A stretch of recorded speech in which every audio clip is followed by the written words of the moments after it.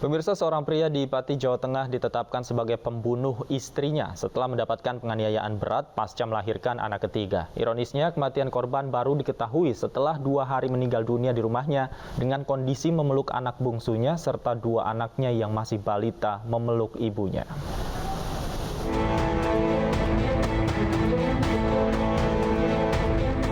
Mas Suri, 45 tahun, ditetapkan sebagai tersangka pembunuhan istrinya yang ditemukan di rumahnya di perumahan Gria Pesona, Desa Kutoharjo, Pati, Jawa Tengah.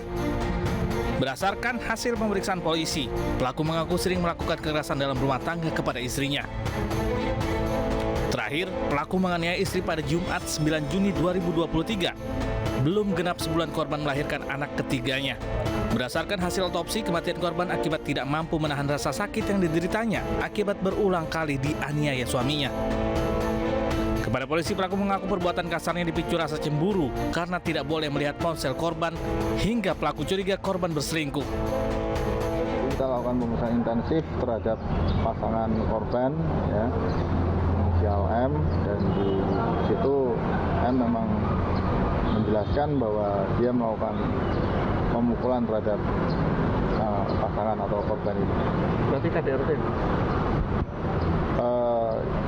Secara umum KDRT atau ya KDRT, namun hal ini pasangan ini secara hukum atau secara sah atau tidak kami masih mendalami. Sebelumnya, Budiati, 31 tahun, ditemukan tewas di rumahnya dengan kondisi memeluk bayi yang baru dilahirkannya, belum genap sebulan. Sementara 2 anaknya yang masih balita memeluk korban dari belakang. Ketiga anak korban ditemukan dalam kondisi lemah karena diduga Budiati meninggal 2 hari sebelum ditemukan. Korban pertama kali ditemukan oleh suaminya, Mas Suri, yang curiga karena 2 hari istrinya tidak memberi kabar. Sejak menikahi korban secara siri, pelaku bekerja di luar kota dan hanya pulang beberapa hari dalam seminggu.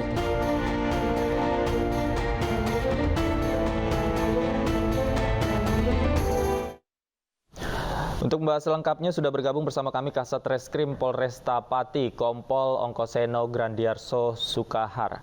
Selamat sore, Pak Seno. Ya, selamat sore, Mas. Pak, bisa dijelaskan, Pak, bagaimana kronologi penemuan jenazah almarhum dan seperti apa kondisi ketiga anaknya saat ditemukan, Pak?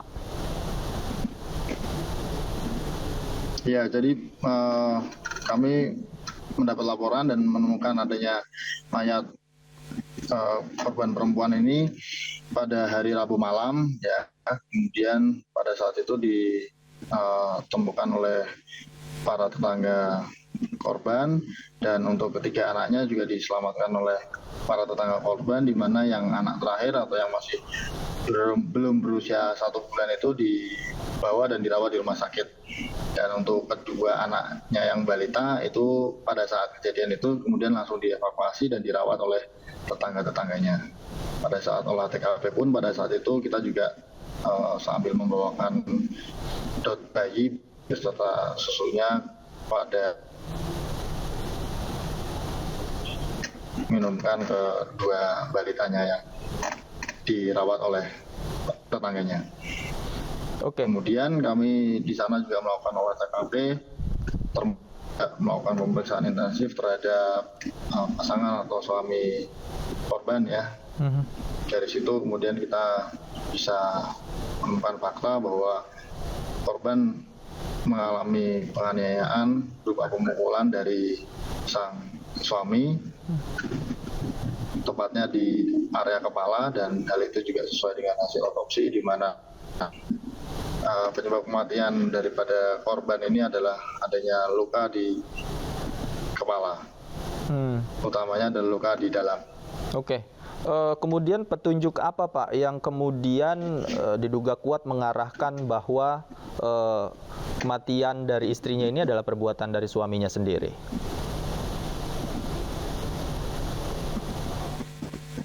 Ya, dari otopsi dan juga pemeriksaan saksi-saksi, termasuk juga pemeriksaan kepada si pelaku itu sendiri. Oke, kalau untuk anaknya, Pak, apakah saat ditemukan juga ada indikasi penganiayaan?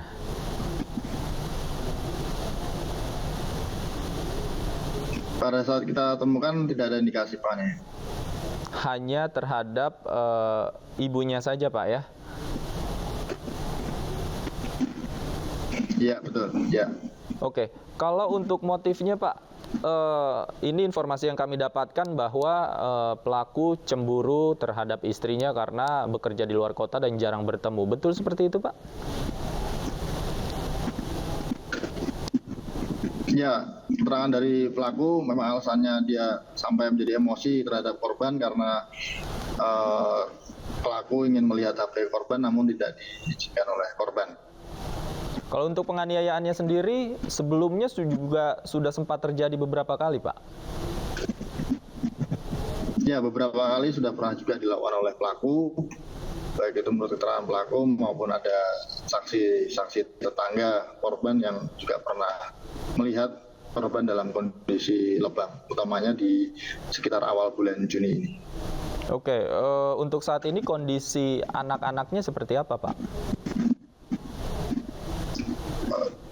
Untuk saat ini yang paling kecil masih dirawat di rumah sakit ya, yang duanya sudah dirawat oleh keluarga korban. Oke, pada saat ditemukan juga indikasinya bahwa korban ini meninggal dunia 2 hari sebelumnya Pak ya. Apakah selama 2 hari ini dari tetangga kemudian warga sekitar tidak ada yang mencurigai hal ini Pak?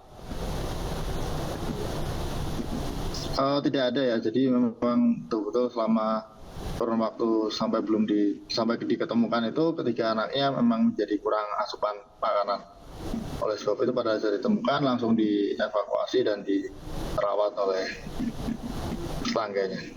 Oke, kalau untuk kondisi psikologis anaknya sendiri Pak, apakah sudah dilakukan pendampingan, kemudian asesmen juga sudah dilakukan oleh Polres Pati?